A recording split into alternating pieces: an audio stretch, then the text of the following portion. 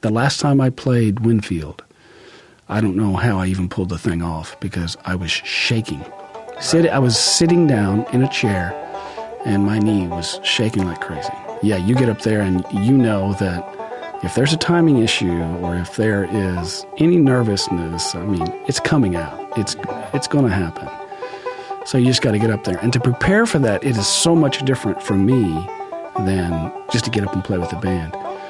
But to sit down for a competition where judges are listening to notes and timing and taste and touch and all that, for some reason that really makes me nervous.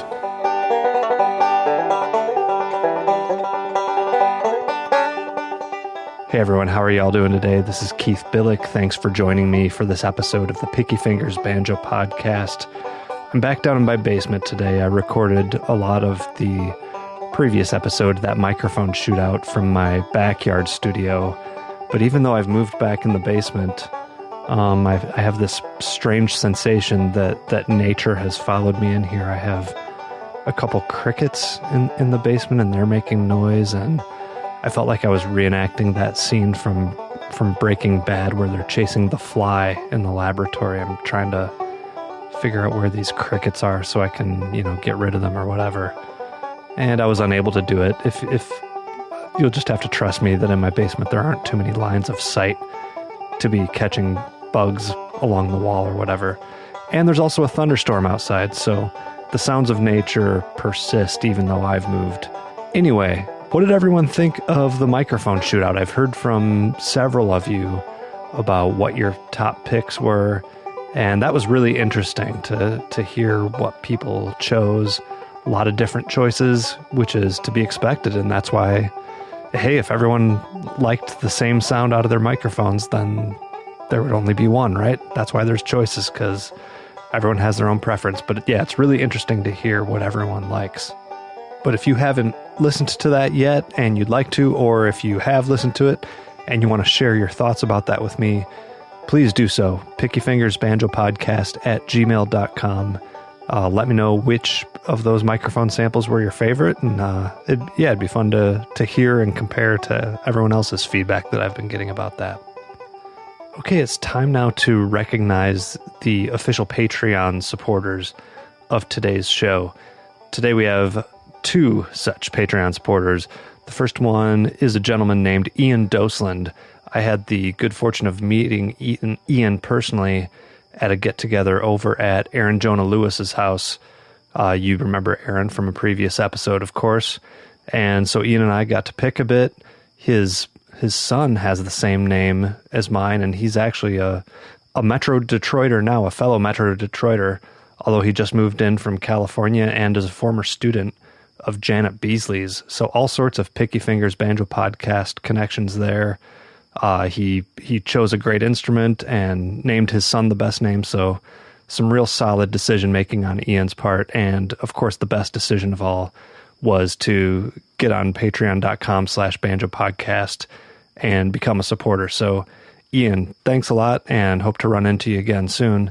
The other supporter is also somebody who I go way back with, one of my longest-standing banjo buddies, and he's actually part of the banjo playing attorney club that I've mentioned a few times here. It's Joshua Brand.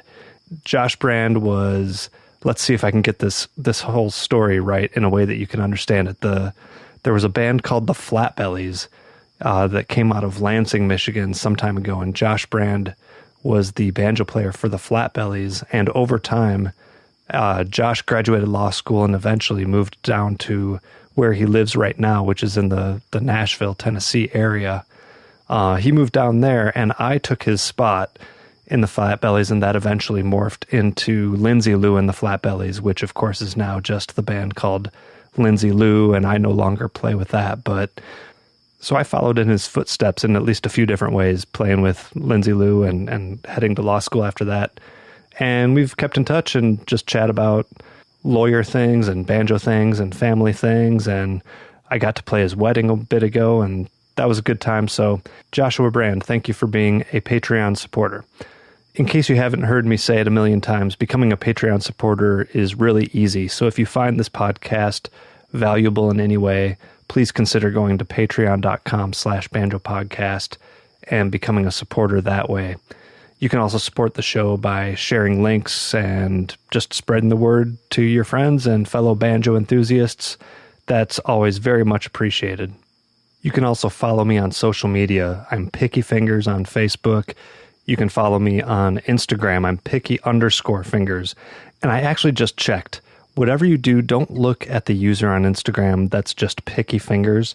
It's like bleeding fingernails. And I have no idea what's going on there, but that's not me. I'm picky_fingers.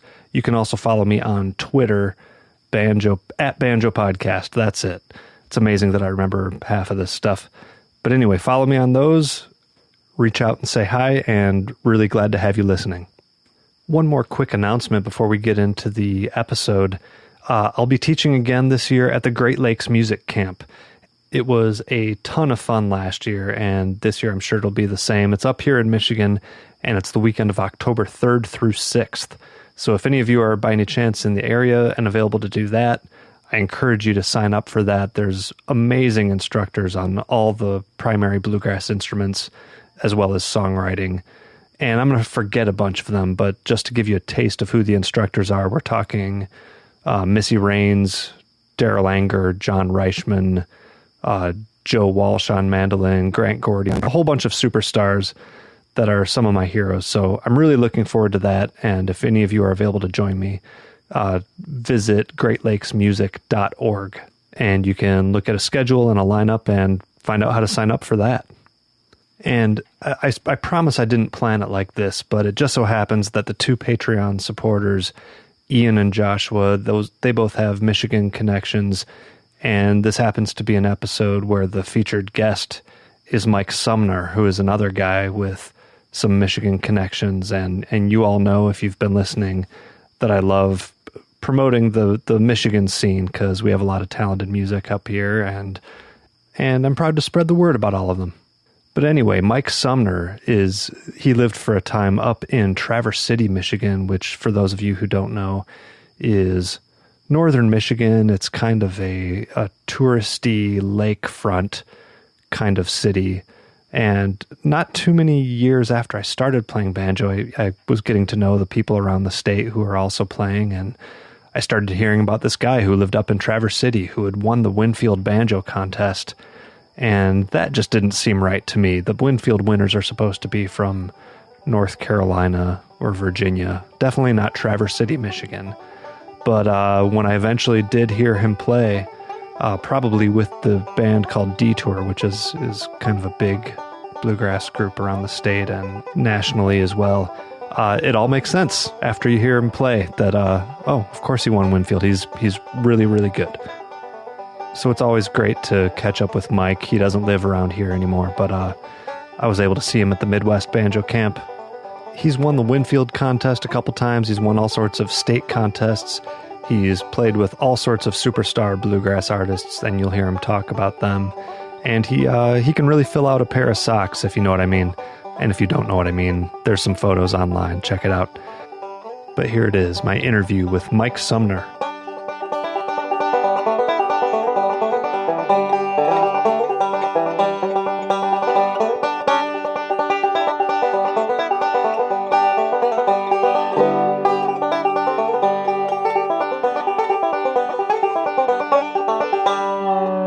I am currently in Shelbyville, Tennessee. Been down the Nashville way for about 12 years.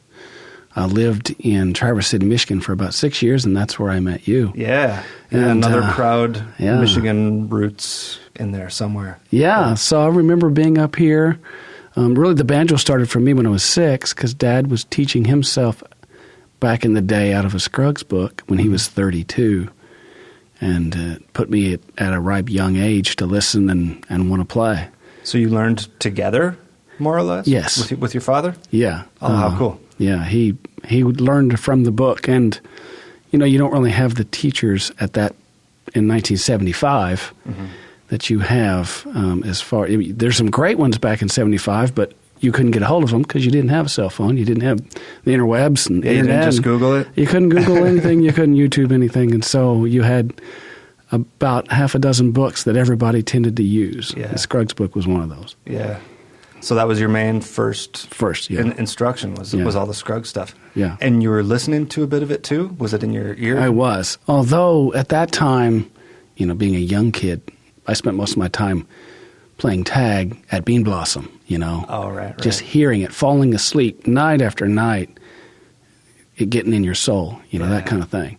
That's really, I think, what did it more than watching Dad try not to pick during football games and just play on commercials, So it sounds like even though he was just starting, he was taking it seriously too, enough to drag the family around to these events and really expose you to it. We lived in Morgantown, Indiana at that time.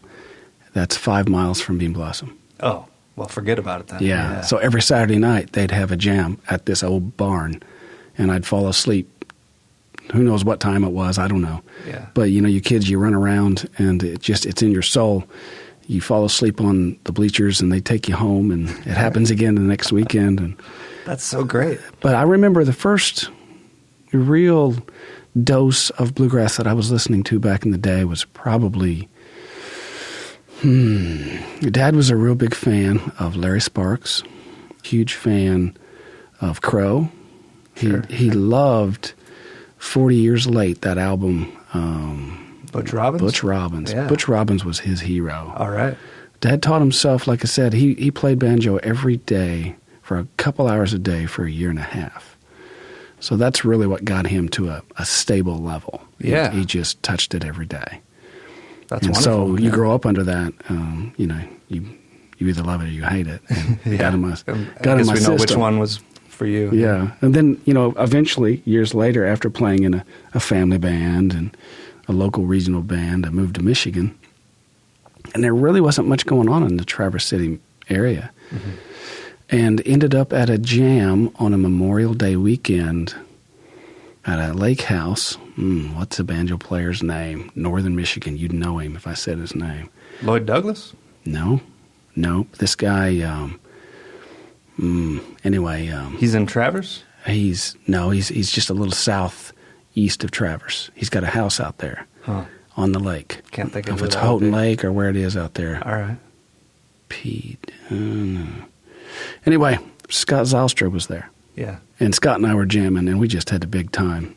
Up to that point, I had been trying to find people to play with, and Jeff Rose's name came my way, and I tried to get his attention one time. Blue Highway was playing in northern Michigan. We went, and I gave Jeff Rose my card. He ended up sitting in the row behind me. Mm-hmm. Said, I'd love to do something. And that was the beginnings of Detour. Mm-hmm. Yeah. Sure. And then Missy and everybody else that's come along from then, and I love what they do. Goodness. Yeah, and they're up and running again. Yeah, they are. Yeah. I love it. Good stuff. And that's where I meet you. I come to Midwest Banjo Camp, and man, here I am. Yeah, cool. So to back up a little bit, when did it turn into you falling asleep at these jams to you being able to participate in the jams? When did you make that step? Yeah, so in like 79-ish, we moved to southern Indiana. Mm-hmm. And by the time I'm around 12, so I've been there a couple, 3 years, I start playing quite a bit. And there's a local guy there named Tony Rothrock. I don't know if you've heard that name. I have not. That guy is quietly behind so many of today's super pickers. How so? Like as a teacher, you mean? Well, here's how. So a teacher, and he was the guy that went to festivals and state competitions. For example, Kentucky State Bluegrass Championships, Tennessee, Alabama. Now Indiana is there today because of Tony Rothrock. He started it. Wow. Yeah. Okay, so he was really into this stuff. He really was. And he doesn't just play banjo. He plays everything. And he has won state competitions on everything. So back in, the 80s, we're going to these competitions, and there's these kids growing up underneath this guy's tutelage. These kids, people like Michael Cleveland and Josh Williams and Cody Kilby. Yeah. These names. Just the who's who Andy of Leftwich, these prodigies. Yeah. Any of these guys that used to competed against Tony. Okay. And heard him playing, and somehow were influenced by this guy. And so was I. So Tony had a band called the Patoka Valley Boys. Mm-hmm. And so I ended up playing with him. Okay. And that got me through into my early 20s. Okay. Yeah. So how were you learning after the Scruggs book? What were the next steps you took after that? You know, or what were the main influences that you had? There's a guy in central Indiana. I did some family band stuff too with mom and dad, and that was just great. Yeah. But there's a guy in central Indiana. His name is Brian Lappin. He is a very tasty picker, and at that time, Dad was trying to, here I am, 12 years old or whatever. He's trying to get somebody to kind of shape me and take me to the next level, and Brian is where I went to for a summer. He helped me on the steps to understanding music is about taste and touch, and it's not all notes, and it can be cool if there's space. Yeah. At that point, I mean, maybe this is not something you feel comfortable saying, but like, had you surpassed your dad at that point in your skill? Yeah, it's weird to say that, but Dad had moved to the guitar at this point. Okay. And I mean, kids have a way of they do sponging everything up. So. I would love that one of my offspring someday do the same for me. Yeah, yeah. I would love to take up a quiet bass or guitar and take the banjo, please. Yeah, it's not a zero sum. Everyone is proud of each other for doing that. So that's cool. So did remind me the guy's name? Did you say his name was Pete? The Brian Lappin? No, Central the Indiana contest scout guy. Tony Rothrock. Tony Rothrock. And he's still out there today influencing people. You look him up on YouTube or Facebook, and he's playing a lot of steel guitar right now. Oh, interesting. So good. Non-pedal steel? Pedal steel. Pedal steel. Yeah. Oh, that's crazy. Amazing. Yeah. Did that influence your decision to start getting into the contest playing? It did, yeah, and that's where it all started. Watching him play and going with him on one of the competitions and trying it when I was really young. How did you approach contest playing in general? And I guess specifically, how was it different for you than playing in your family band or playing in any band? Yeah. Like that's a whole nother art form. Yeah, right? it really is. So contest picking to me is, it's all about scrutiny.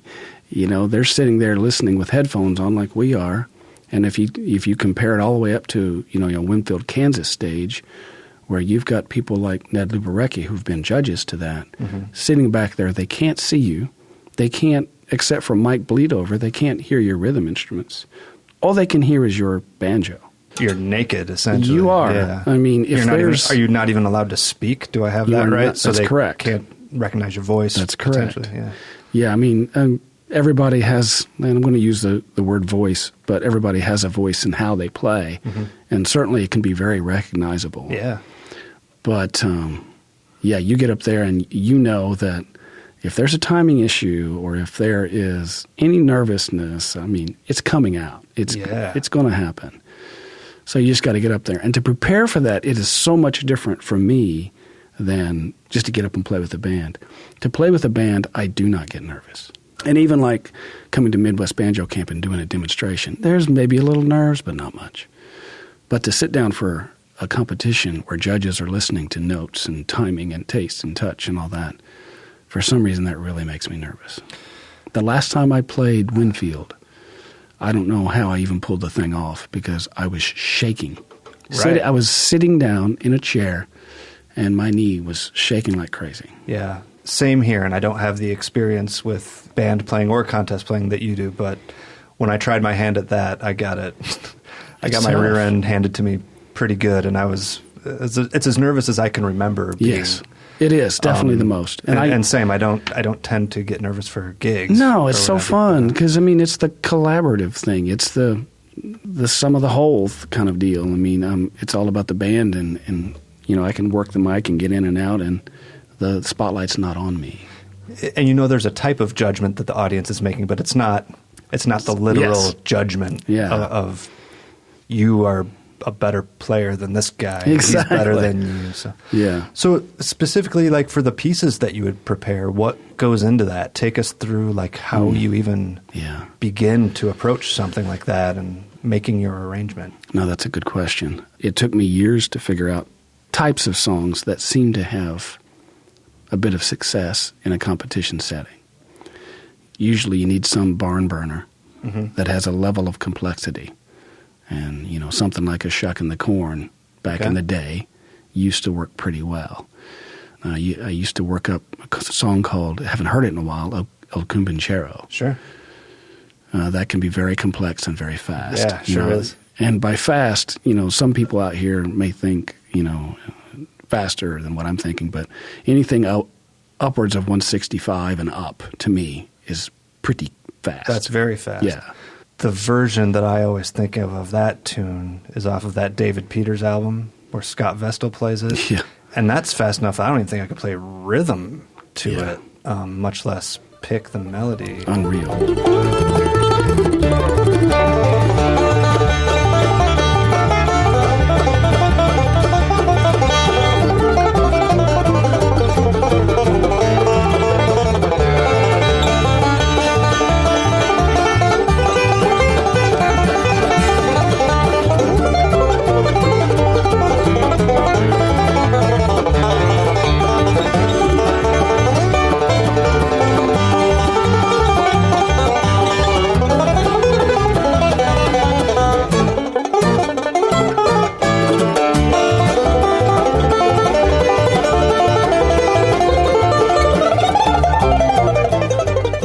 How fast is that? Is that like 180 or something? At least, yeah. Okay.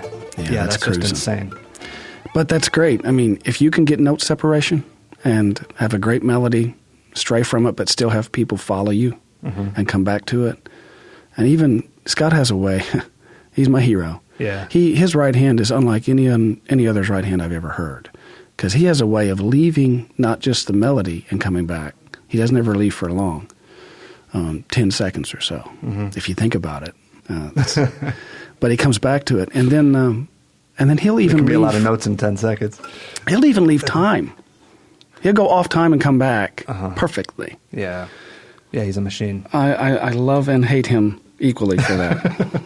But so picking those songs has always been, an ingredient that you need just as well as performing. So what were the ones that you ended up going with then? I do stuff like El Cumbanchero. For state competitions, I don't think I ever played. Well, that's not true. I did play El Cumbanchero in the national competition. But for state competitions, it was usually, the judges were looking for a couple songs. And if you tied, you needed one or two more. A couple just extra in your case. pocket, yeah. So I would, the guy that influenced me a lot back in the day, I stumbled across him at a state competition in Tennessee, and he won it that year. And he also won the National Banjo Picking Championship just before that, and his name is Mike Sumner. Mike Sumner now is known for his awesome comedy at the Grand Ole Opry, and he's known for his frailing and that style of banjo. But I'm telling you, back in the 80s, first of all, he's a musician. He's not just a banjo player. He plays anything, from piano to bass to mandolin and fiddle. But his banjo, three-finger style banjo, bluegrass banjo playing was amazing. It reminds me a lot of Carl Jackson. Okay. I was going to bring up Carl Jackson because I've heard you talk about him before as being one of your main I have a lot of respect guys. for him. Carl Jackson, here's a guy who really is a pioneer. Yeah. Him and Bobby Thompson, to me, are similar in their style, their approach, their ability. Even now, on Monday nights, you can go down to Station Inn, and you can watch Carl Jackson sit down with Larry Cordell and Jerry Salley and whoever else, and he'll play banjo, and he will rip it. Wow. It's unreal. I mean, he can still kill it. Yeah, that's great. I watched some of the stuff from Carl back in the day, and by that I mean in the 70s when he's playing with Glenn Campbell and he's his side guy. Wow. Yeah. So as I can trace it, Snyder was influenced by people like him, and I heard Mike Snyder's album, Mike Snyder and Friends, back in 83-ish, and it changed my playing completely. Oh, wow. I went through 2 or 3 of his albums, breaking them, going over them and over them. Just ruining them? I mean, records, the big LPs. Yeah. Absolutely. Shredding them up. Absolutely. Oh, that's and his great. tapes. Goodness, yeah. I'll have to give that one a good visit. Yeah, please listen to So that's where you'll see my repertoire of contest songs. It came from that album, most of them. So like cool. Alabama Jubilee, Yeah. Shucking the Corn, his version of Shucking the Corn, his ending, you know.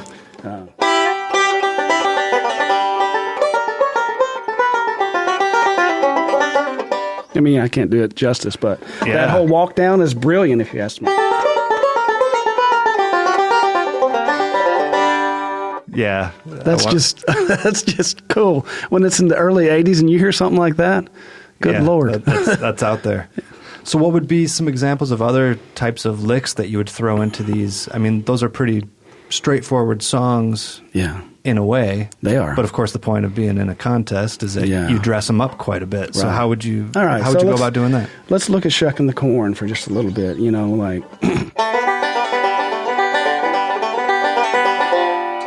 and so, you know, instead of doing something like that, I might do that the first time through so that everybody gets the melody. Yeah. But the next time through, I'm going to vary it with the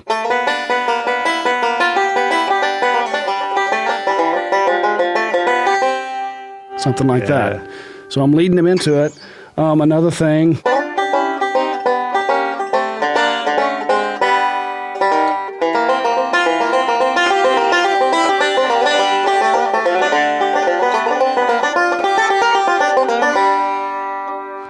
You know, stuff like that. Just make it just a bit greasy. more funky. Yeah, it's greasy. And then I love the stuff where this is one of my favorite things I had heard. If my banjo, I'm playing a banjo that my dad made, and it means a lot to me, but it doesn't always fret the best on the fifth fret here.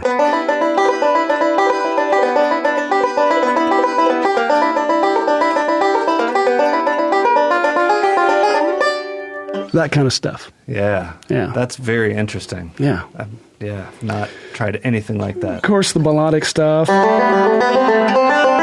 You can do any of the scale going up and down.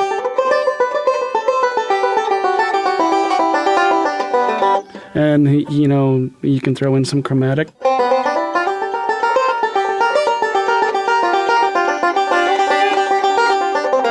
So just whatever, you know. Yeah. What I try to do, woodshed on it until you can. I think the key is you don't want to vomit on the strings. You don't want to just vomit notes everywhere. It has to make sense. It has to communicate a story. Mm-hmm. And so, as I'm telling, for me, the song is the story, and the story is made up of chapters, and each little chapter is a version of an A, B, B, or whatever it is. Uh-huh.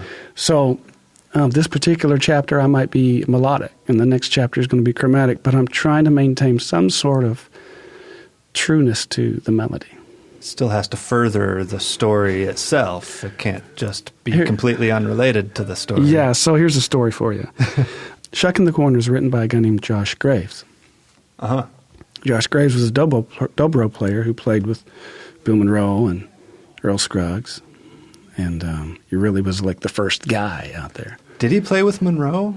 I thought that was like one of Monroe's famous things that he... well, wasn't that where that "no part of nothing" quote comes from? Maybe I'm wrong on that. Oh. Well, now I'm going to have to look it up. Yeah, now we'll have to consult the Google. Absolutely. But so... Either way, yeah. He was at Bean Blossom. Josh Graves is at Bean Blossom. And his banjo player didn't show up. Okay. And I think I had just won my first state competition. And I used his song, Shucking the Corn, to win it. Somebody heard that I was there, and he's like, "Get the boy up here, let's play." Oh, how great. So I got to play that song with him, but that's not the good part of the song, or the good part of the story. The good part of the story is I'm playing that with him, and he absolutely hated my version of it. Of course. I destroyed it. Oh, no. It was just, to him, it was disgusting. The melody and the trueness of the song was gone. Oh, no. So how does that manifest? Is he giving you dirty looks, or you kind of heard through the grapevine that Josh was not happy with that? No, there was no grapevine. I was getting dirty looks while I was playing, but at 14, you really don't care. Yeah. And then after the song, he told me how bad it was. That was awesome. Oh, man. That was great. God bless him. Whatever. It's all good, man. So what was the next step after that? I kind of cut you off when you started talking about Detour, and of course I'm a fan of that group, and y'all were around for a few years. Right. So we did the Detour thing, and then, I went through a bit of a life hiccup. where it went through a divorce. And she's from Traverse City, so that's why I ended up there. That's why you were there in the first place? Yeah. Okay. And so, this life hiccup required me to make a whole lot more money to make child support payments. And, in Traverse City, there's a saying, view of the bay is half the pay. Yeah, sure. This might be more than half, I think, actually. Exactly. The Picky Fingers Banjo Podcast is brought to you by our official sponsor, Deering Banjos. Since 1975, Deering has firmly established themselves as the banjo specialists, creating some of the best 5-string banjos available today. Artists who use Deering banjos include 5-string legends such as Jens Kruger, Alison Brown, Ryan Kavanaugh, Terry Baucom, Eddie Adcock, Rhiannon Giddens, Mark Johnson, Tony Trischka, and many others. After being in business for over 40 years, Deering has always focused on 2 things: the quality of their product and their renowned customer service. Whether you have been playing all your life or just starting out on banjo, Deering offers a huge array of options at every price point, as well as truly personal customer service. Even if you don't play a Deering banjo currently, their website is still stacked with great useful information on banjo maintenance, playing tips, events, news, and more. So check out their site at deeringbanjos.com or give them a call on their toll-free number at 800-845-7791 to discover the perfect Deering banjo for you. And of course, tell them that the Picky Fingers Banjo Podcast sent you.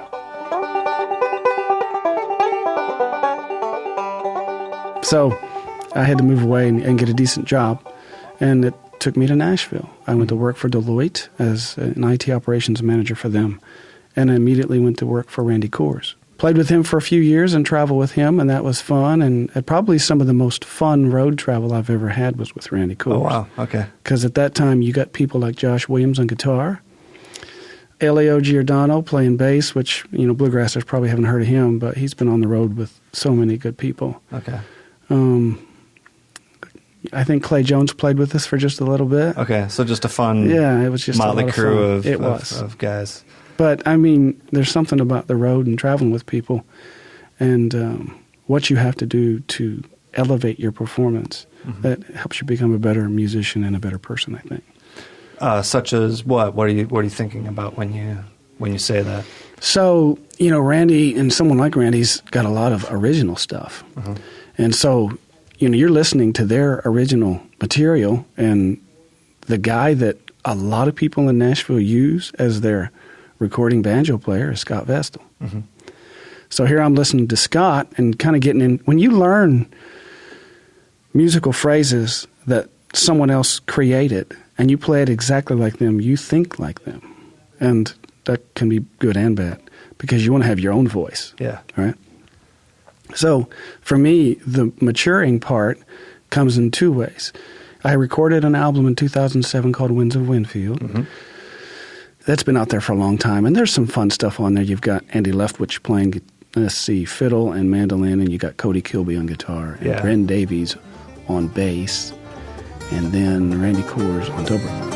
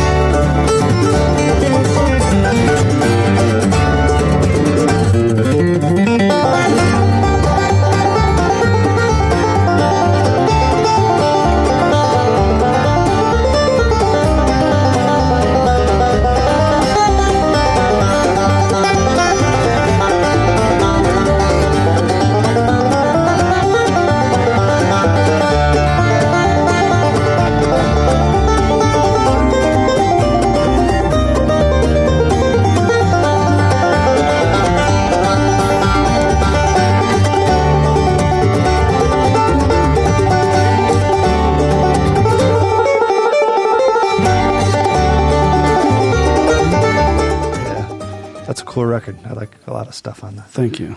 So that, coupled with being with Randy and playing with him on the road as my first real road travel gig and going in the studio with him and understanding what he wants out of a finished musical product, what it takes for Scott to do it, Scott Vestal, and how I'm supposed to adapt to that and yet be myself. I mean, that makes you mature as a musician.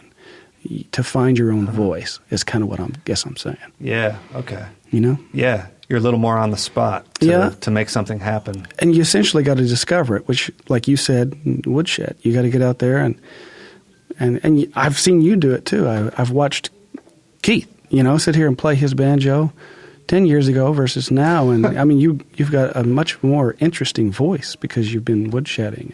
I appreciate you saying that. It's easy for me to lose sight of whether that has happened or not. Or in some ways I feel like I'm not even as good because I'm not practicing quite as much as I used to be able to. But hopefully something in the maturity will overtake any deficiencies in that. So, I mean, when you make some, and life happens, like I said, I went through the divorce thing.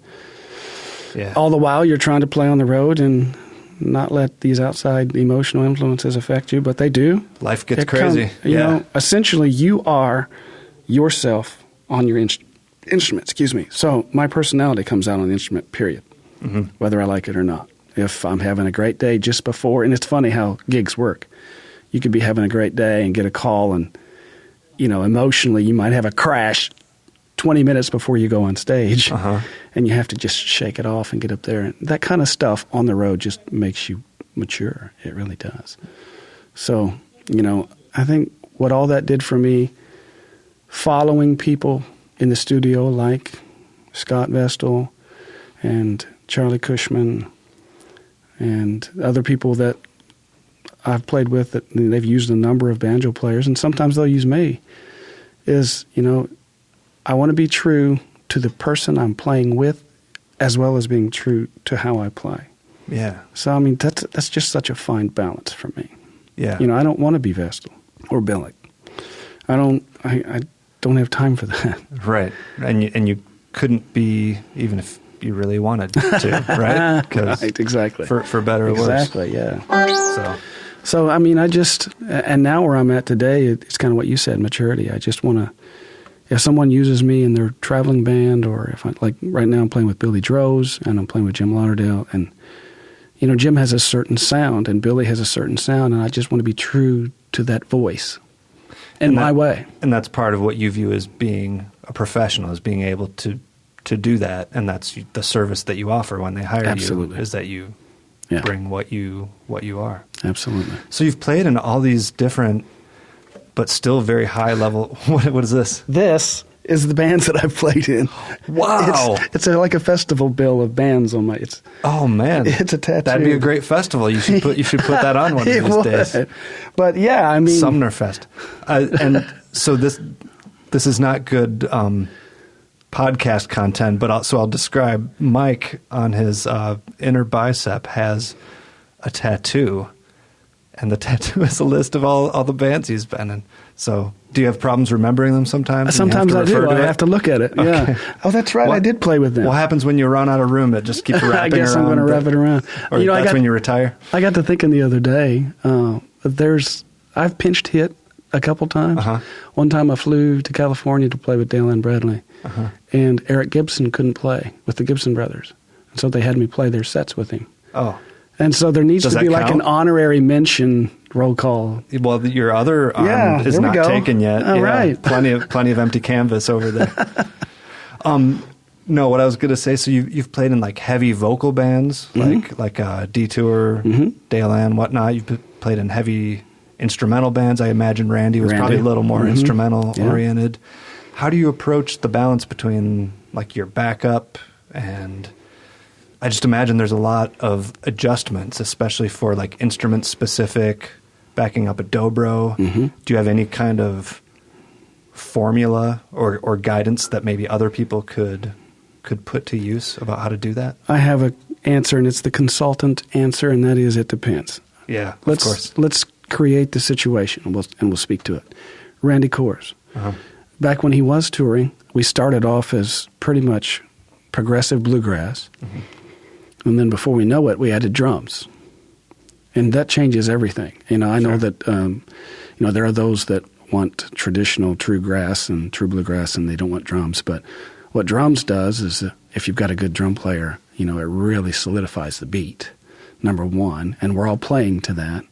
And number two, it makes everything louder. Yeah. And I'm telling you, one of the things I learned, you play with Randy Kohrs, and he's got his rig. Mm-hmm. All right, so he's got his pedals and his volume stomp, and he's got everything he needs. You have to gear up as well. So you end up learning how to play electronically in an environment like that, so that your banjo doesn't get lost and doesn't get in the way. Yeah. One of the complaints, you hear a lot of times in bluegrass is banjo's so loud. Well, I try to make sure that's not the case. I want to make sure that I'm adding to and not taking away. It's about augmenting for me, or it's about making sure that the sum is greater than the individual sum of the whole. So I guess my thought was the whole time, there was a couple of challenges that I had in a heavy instrumental group that's more of a jam type band, and it's really loud. And that was, I wanted to be able to hear well. If I can't hear well, my forearm gets stiff because I'm pinching so hard. All I can hear maybe is the drums, and I can hear the bass driving it, and I can hear the electric guitar or the guitar through the amp, and then I can hear Randy's dobro. Mm-hmm. But I couldn't hear myself pick, and so it got louder and louder. It does a couple things for you. You can really mess with your timing. But it also forces you to have a strong hand if you need it. Sure. So that was okay. Yeah, probably whip you into shape pretty quickly. Finding that balance was a challenge for me. The balance of, all right, let's make sure I'm adding to the sound of the group. But also, in this case, I actually struggled to be loud enough, because back at that time I was playing a stealth. And those are pretty, low-end banjos, and they're not known for their high-end ring, per se. And by low-end, you don't mean like inexpensive or cheap quality. You mean a low-frequency That's correct. Output. Yeah, okay. Right.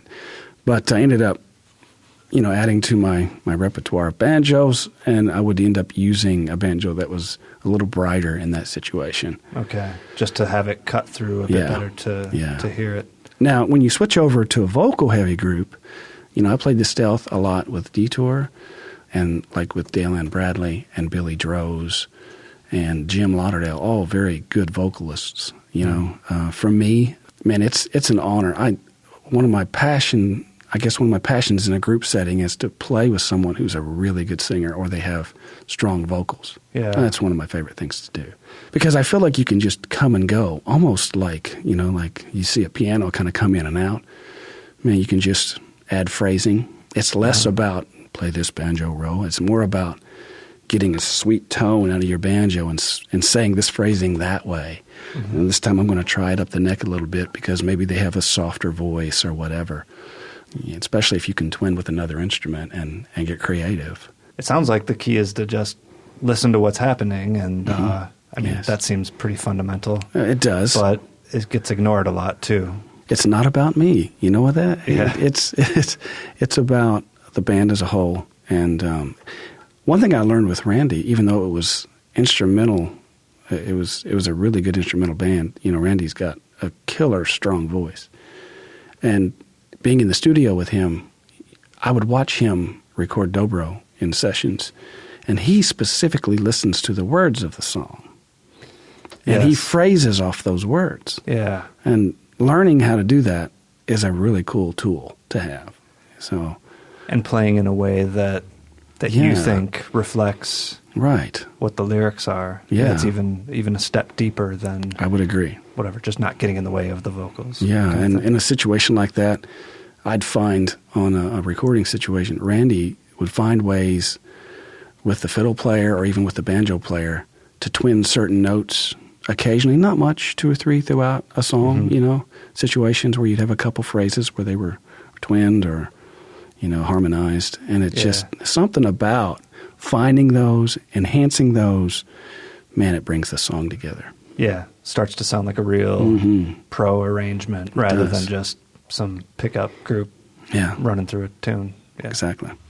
So something I've always admired about you, well, I guess I'll start by saying that maybe you would disagree with, but according to a lot of your former bandmates, they never heard you make any mistakes, even in practice. Oh, goodness. And you have just a high degree of consistency with your tone and just not having flubby fingers. I don't know if that's because of your background with the contest, but that's something that rings true to me. So maybe talk about how you get that kind of precision and what you've done to bring that out in your own playing. Let's speak a little bit about getting there. Obviously, the practice with competitions, it really helps, because when I would practice for a competition, I would have the song in my head, old style headphones on, or I'd turn the stereo up back in the day and shut the door. The key was to playing to a solid beat, which really was my metronome. Yeah. I learned to play as in time as I could. Now, admittedly, I sometimes will push or sometimes will slow down nowadays, but I find the more I do that, the better I am when it comes to consistency. Now, when I did practice back for competitions, I would imagine every time I was sitting down and run through a song, after you get your arrangements done, essentially, let's just call it 95% done, and you're running through a song, I would run through the 6 or 8 songs that I had many, many times a day. And when I did it, every time I'm imagining I'm on the performing stage in front of the judges. Okay. Every time. So I just try to put my mind frame there so that it's good and bad. When you're in a band situation, it's so different because it's not about perfection. It's about, the voice of the band encouraging, helping, uplifting, changing people. Yeah. But the reality of music is it's a language. And this language that we use to communicate, if it's chaotic, if it's confusing, the message we're trying to convey probably isn't going right. Gets lost a bit. It's gone. Yeah. So my job as the banjo player, I learned, was to provide a really good rhythm, not lead. A really good rhythm with my note separation. Yeah. And so I really tried to work on that. Put down a solid right hand. I can't emphasize enough. And, we talk about tone. I'm using Ernie Ball picks, one of the few that I'm aware of that do, and I'm using a speed thumb pick, Yeah, if you didn't get such a good sound, I'd be tempted to make fun of you about using those weird Ernie Ball picks. But I know. Proof is in the pudding, I guess. Back in the day, Corey Walker used to use it, and he switched to a different a brand. I think he's Dunlop National something, and I bought a bunch of his that he used to use just because they're hard to find nowadays. But for me, it really is about physiology, about how I'm made. My hands aren't the biggest hands on the planet. My fingers aren't really that long. And so when I come across the banjo, it's not in a J.D. Crowe style. It's more of an angled kind of a 45 degree coming across the bridge from the arm piece. And I notice when nowadays, kind of back to your question, if I don't run the strings enough, you'll know now. What do you mean run the strings enough? Practice? Practice, yeah. Okay. If I'm not spending time with my banjo, you know it nowadays because, I'm getting to an age, I'll be 50 in August. Oh, wow. Yeah. Okay. So at that point, I'm starting to see a little change in the fluidity of my hands. Just the dexterity drops off a little quicker than it maybe used to? Yeah. Before I could not have to practice much, and really only I would know it. Yeah. That is not the case now. You think other people are? I'm confident other people would know. Absolutely. Right. So it's even I guess my point is even more underscored now, and that is if I'm going to play in a group setting with somebody, ideally I'd love to have some song charts because, I'm filling in or I'm doing whatever. If I don't have it, I'll listen and I'll write my own charts, and I'll go over that as before we even practice. I'll have run it at least a couple dozen times. Yeah. Because I want to get some ideas about my approach. I'm usually hearing that person or the harmonies going when I'm practicing, so I can at least enhance that or try to. Yeah. I guess people like Ron Block, I was in Winfield, Kansas playing with Randy one time. For the competition, for the for the festival that puts on the national competition. We weren't competing. We were playing. And I was talking to Ron about how he practiced. And of course, he plays with a metronome. His right hand is unreal. And I admire it. Yeah. His technique is flawless. But his practice time is unreal. I mean, he spent some time practicing with the metronome at various speeds. Yeah. And that helped me develop my own. And what works for me is to practice at various speeds. Really slow. Average the American tempo, 120. Take it to 140. The American tempo. You know? I haven't heard that, but that's so true. I take it to 140, bunched it to 160, and at least one round at 180. Okay. And a round of what? Are you practicing? Just rolls or a song? I'm practicing a song. Yeah, okay. And, I'll do that several different times. And what I find is if I can play it really slow, like I've heard Jens Kruger say, you can play it really fast. Uh-huh. And my goal is to be able to play it and stay at that tempo and still maintain a creativity even at high speeds. Uh-huh. And there's only one way to do that, and that's practice. Yeah. Well, you seem like a really diligent student and diligent band member. I think that's probably what a lot of band leaders I would hope think their sidemen are doing, and very few probably are. So yeah, I hope I am. So you started talking about your picks. Let's talk about the rest of what. And you mentioned before that you're playing a banjo that your father made, and it does say Sumner on the headstock. Yeah. So Daddy, he created this banjo out of a bunch of parts and pieces. This is kind of a beater banjo, but it's got a good solid interior. So it's got a McPeak 40-hole tone ring. Mm-hmm. It has a sunken wood rim. Okay. And then what kind of rim? It appears to me. Is that one of those like Tony Pass ones? I don't think so. Okay. I think it looks like maple to me. I don't know what type of wood. I just know it was one of those sunken wood. Yeah. From off Lake Superior. Sure. It is a walnut banjo. Oh, yeah. It's a 3-piece neck, but it has been repaired by my dad because for some reason back in the day when he had it, it was moving on him and he put a piece in there to fix it. And this thing is solid as a rock. And now it's solid. Yeah. And it's not too much. It's not too heavy. It's not killing the sound.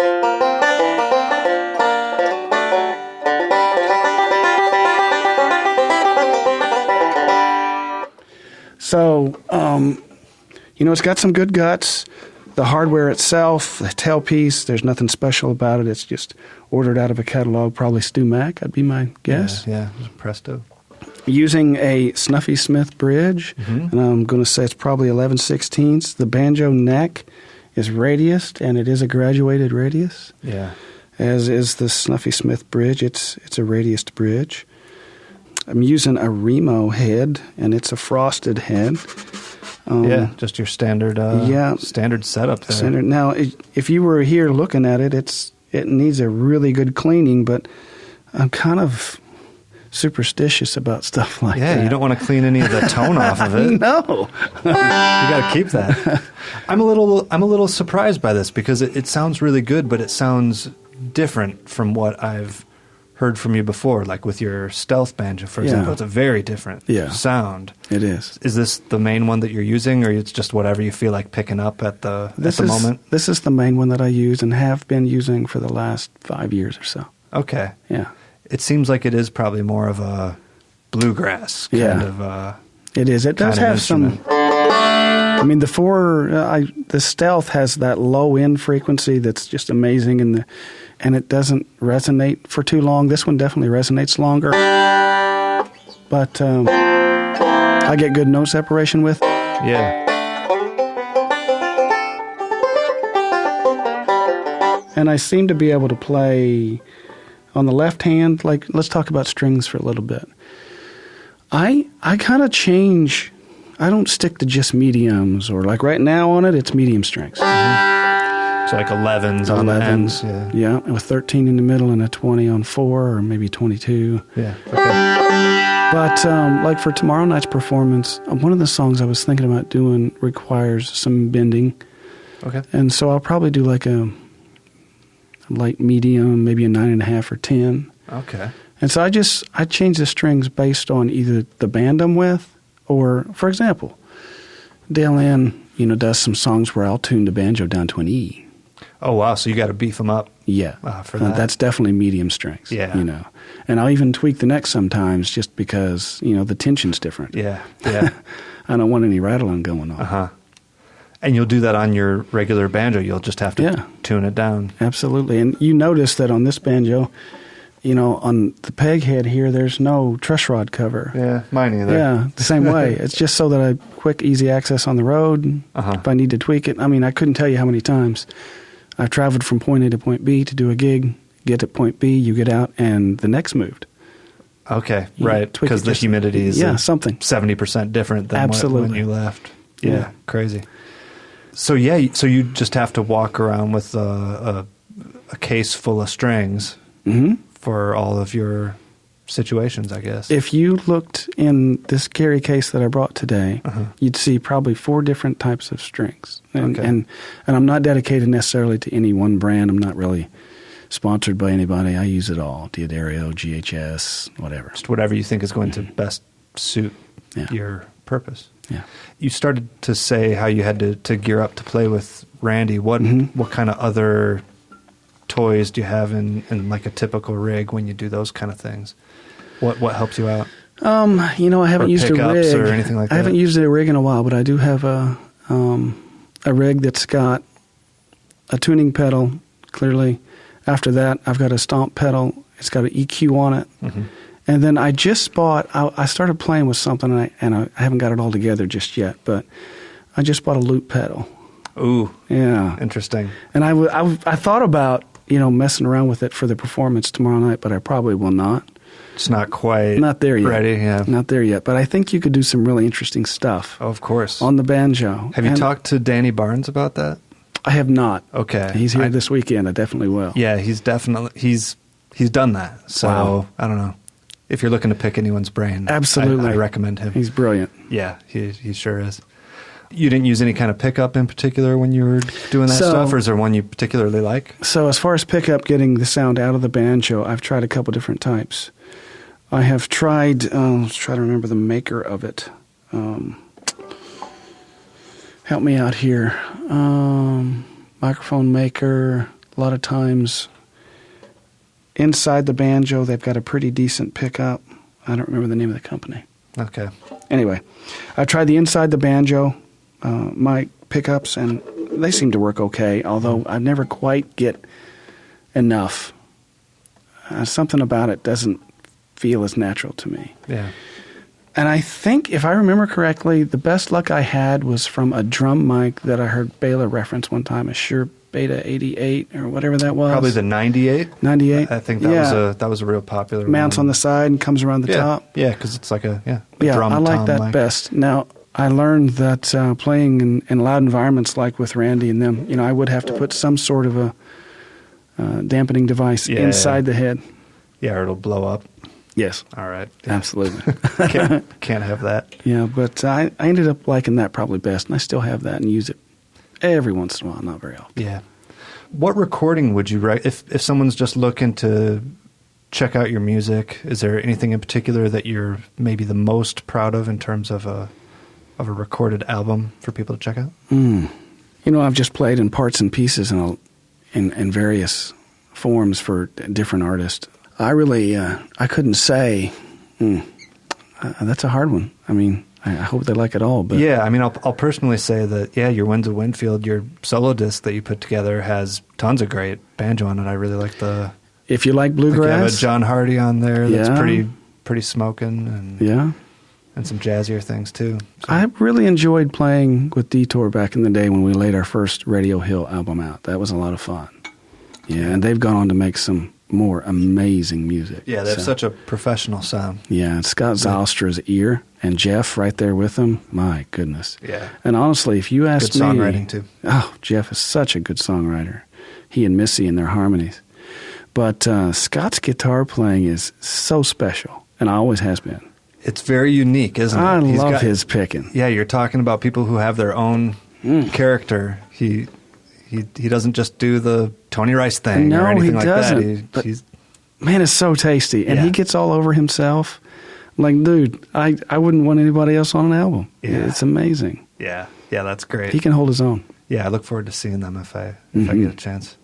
All right, man. Well, any other parting words or nuggets of wisdom or advice to people? You know, if it's in reference to a group, it's never about you, you know? If it's in reference to getting ready for a contest, it really is about the song you choose. Yeah. And make sure you keep visiting the melody no matter how many, we called them chapters, no matter how many verses you go through where you stray from it, come back to the melody. Okay. Yeah. Great stuff. Do you have a website? Your own website? I don't. No, okay. I don't. All right. Well, find me on Facebook. Add me up. look for the socks. That's what I can say. You can't miss the socks and shoe combination. He's got some very unique. I think he posted them already on his socials. So dig through the archives and find Mike's banjo shoe sock combo and just follow that and enjoy the good banjo playing. Awesome. All right. Thanks again. Thanks.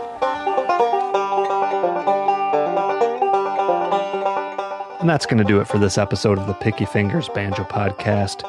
You heard 2 sound clips in this episode, and in order, the first one was El Cumbanchero, performed by David Peters, and the second sound clip was Mike Sumner's recording. It's the title track off of his album titled Winds of Winfield.